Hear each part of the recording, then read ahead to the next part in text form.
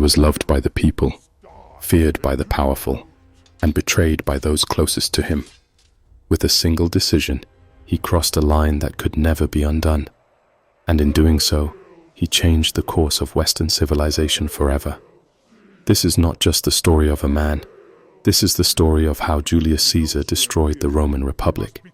Julius Caesar was born in 100 BCE into a noble Roman family. But despite his noble blood, his family was neither wealthy nor influential.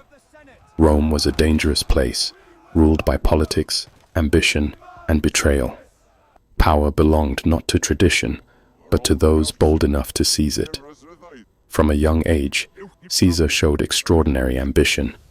He studied rhetoric, law, and military strategy, understanding something few others did. In Rome, public loyalty was more powerful than law. As a young man, Caesar survived political purges, exile, and even kidnapping by pirates. When the pirates demanded ransom, Caesar laughed and promised to return and execute them after his release. And he did. These early experiences shaped him. Caesar was fearless, intelligent, and deeply confident in his destiny. Rome at the time was still a republic, governed by the Senate and dominated by elite families. But corruption was widespread, and political violence was common. Caesar entered politics by aligning himself with the common people.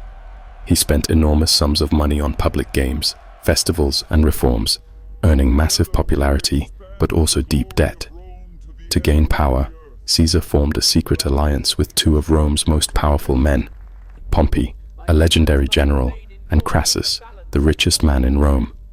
Together, they controlled Roman politics. But Caesar wanted more than influence. He wanted glory. In 58 BCE, Caesar was appointed governor of Gaul, modern-day France. What followed would make him a legend.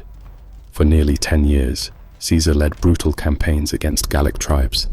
He defeated massive armies, survived ambushes, and crushed revolts that threatened Roman control.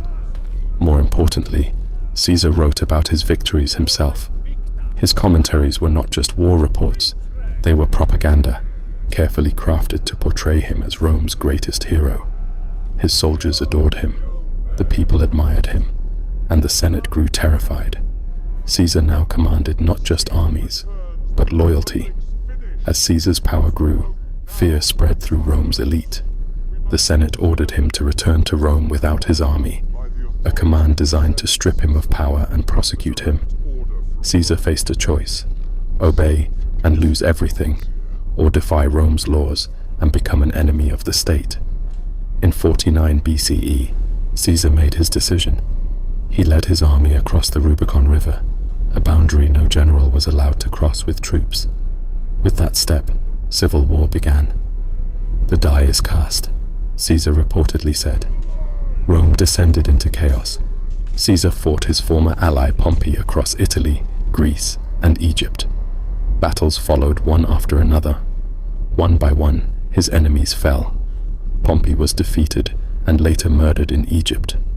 Caesar returned to Rome as the most powerful man alive. The Republic was broken.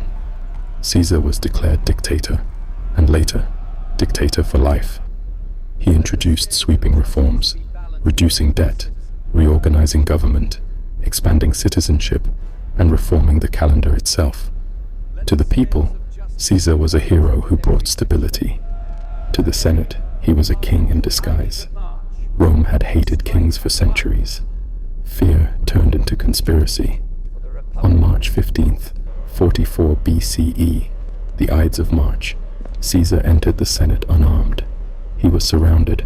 Senators pulled out knives and stabbed him repeatedly. Among them was Brutus, a man Caesar trusted like a son.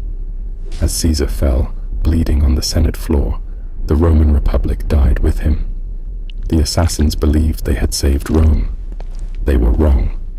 Caesar's death triggered years of civil war.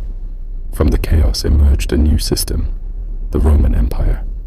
Caesar's adopted heir, Augustus, became Rome's first emperor. The Republic would never return. Julius Caesar remains one of history's most complex figures, a hero to the people, a tyrant to the elite, a genius, a dictator, and a revolutionary. He did not just rule Rome, he transformed it forever, and in trying to save the Republic, his enemies destroyed it.